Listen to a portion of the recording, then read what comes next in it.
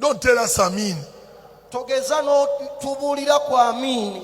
Don't tell us Obote. Togeza no tubulira ebyabeerawo mu bufuzi bw'Obote. We don't have food. We don't have medicine. We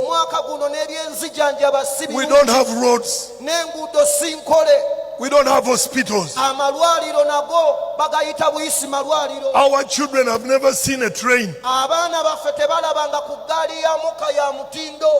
I was growing up and there was a train.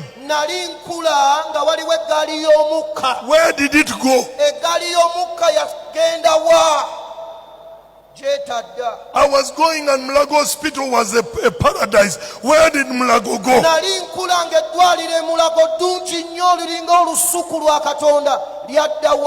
Mutunyumiza ebyo nina anko mu manje nina ebyo tebitukwatako mugende muli amasasi gammwe twagala mmere yakulya ku mbeego sowa.